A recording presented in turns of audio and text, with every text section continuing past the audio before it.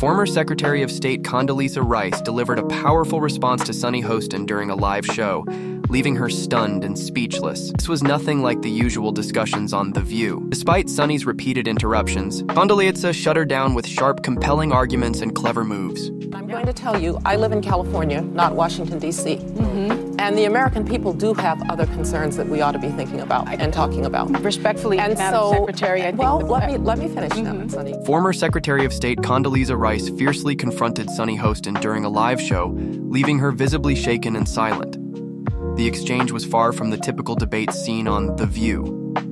Despite Sunny's constant attempts to interrupt, Condoleezza decisively silenced her with sharp, well-crafted arguments. Now, I think what Senator McConnell may be referencing is, yes, it's time to move on in a lot of ways. I'm one who believes that the American people are now concerned about their what we call kitchen table issues, the price of gasoline. Sunny, visibly frustrated, made another attempt to push her point by bringing up the idea that democracy was at risk, hoping to catch Condoleezza Rice in a contradiction. However, Rice remained composed and unshaken. He calmly emphasized that protecting democracy isn't just about dwelling on the past, it's about tackling the issues people are facing today. She highlighted that Americans are currently worn down by inflation, struggling schools, and politicians more interested in winning arguments than solving real problems. We ought to move on to the next generation, move ahead and deal with the American people's issues. It's really politically expedient for Mitch McConnell to say, let's move on and let's move on. The problem is that past will become... At this point,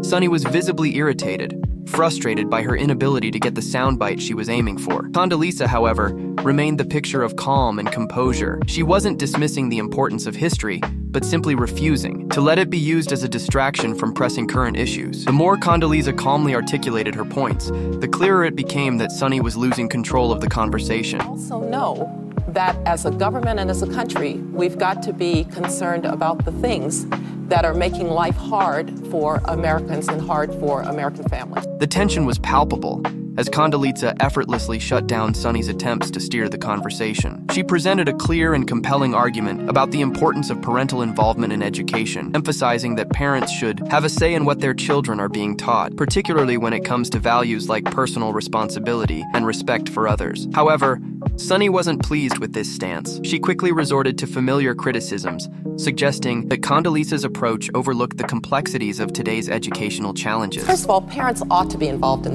their children's education. Their children are in school 7 hours. That's a very formative period. And I think parents ought to have a say. We used to have parent-teacher conferences. We used to have PTAs. There are lots of ways for parents to be involved, and they should be. But Condoleezza wasn't having any of it. She calmly pointed out that many of today's educational struggles are being exacerbated by divisive narratives around race. Narratives that, in her view, are causing more harm than good, especially to young children who are still learning about the world. Then came the knockout blow. She boldly declared that she wants black children to feel fully empowered, to recognize the beauty in their blackness, but emphasized that this doesn't require making white children feel guilty for being white. White people now have to feel guilty for everything that happened in the past. I don't think that's very productive. Or black people have to feel disempowered by race. You could almost feel the air change as Condoleezza delivered the mic drop moment. Sunny was visibly taken aback, shifting uncomfortably in her chair. It was a powerful, unapologetic statement that left no room for misinterpretation. Condoleezza's message was crystal clear. Empowerment isn't about tearing others down, but about lifting everyone up. For once, Sunny was left speechless, and the rest of the table appeared stunned as Condoleezza's words resonated. It was a rare moment of pure clarity amid the usual political noise, and it was clear that this was a conversation neither Sunny nor the rest of the room were prepared for. It goes back to how we teach the history. That's what I'm saying. We teach the good and we teach the bad of history. Yeah, but what we don't do is make 7 and 10-year-olds feel that they are somehow bad people because of the color of their skin. We've been through that, and we don't need to do that. As the discussion shifted to race relations, the tension reached new heights. Sunny and the other hosts continued to push the narrative that race relations today were worse than ever. But Condoleezza wasn't about to agree with that. With quiet authority, she reminded everyone of her personal history, growing up in Jim Crow-era Alabama. Her words struck deeply. Let's drop this notion that we're worse off today as if we've made no progress, and that's simply not true. It feels worse now when we're talking about race, or it just feels like a divisive environment. It sure doesn't feel worse than when I grew up in Jim Crow, Alabama. Okay, so let's drop this notion that we're worse race relations today than we were in the past. Really? That means we've made no progress?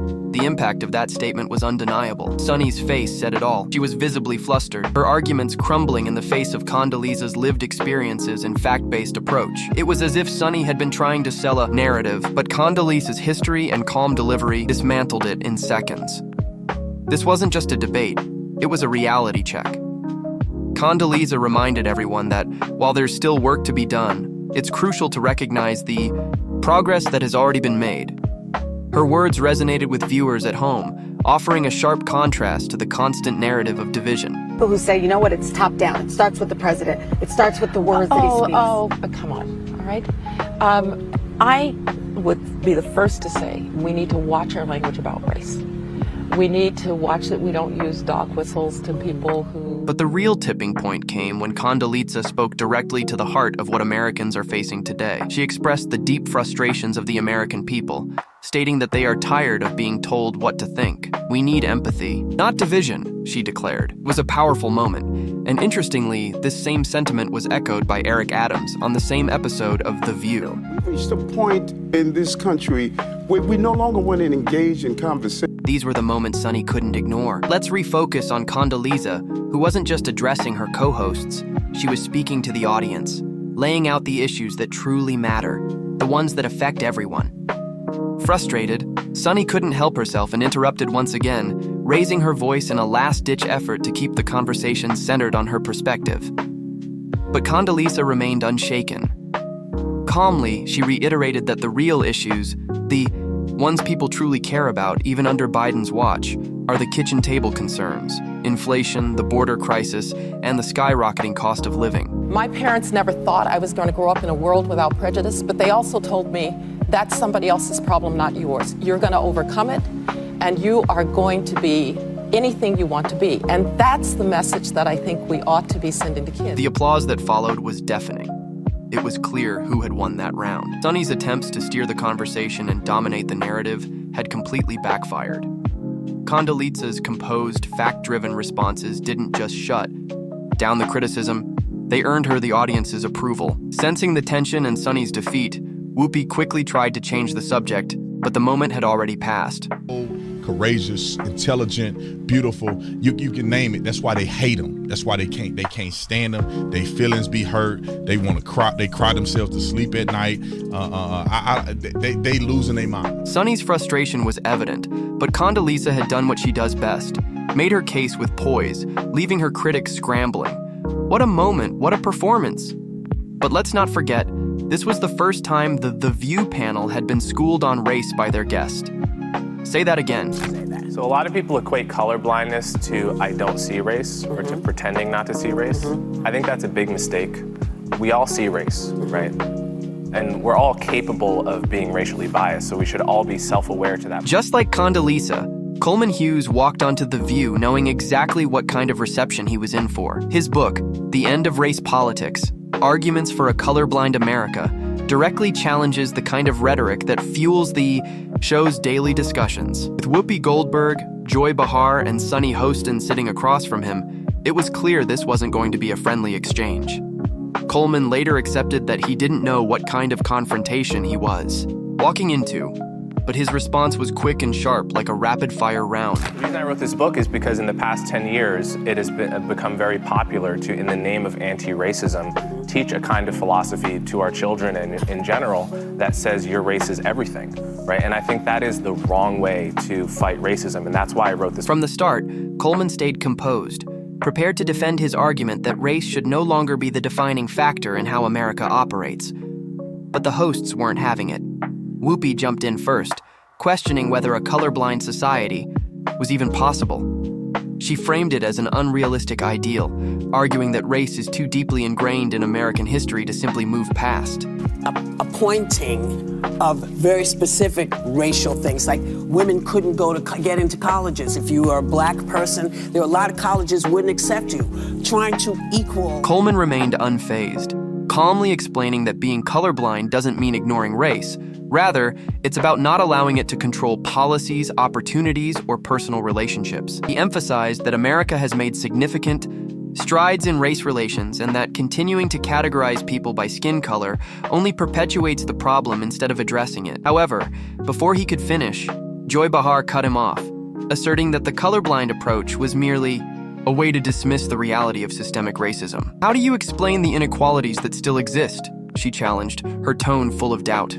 But we have to know when we're going forward and when we're going backwards. And we're going backwards when we're doing woke kindergarten in San Francisco, you didn't hear about this? Coleman was prepared for this. He distinguished between acknowledging history and being held back by it, explaining that while inequalities exist, constantly viewing everything through a racial lens isn't the solution. He pointed to examples of successful policies that have uplifted communities without relying on racial preferences, such as school choice, economic empowerment, and strong family structures. But then, desperate to make her point, Sunny Hostin wasted no time launching an attack. Dr. King, I'm not only a student of Dr. King, I know his daughter, Bernice, right?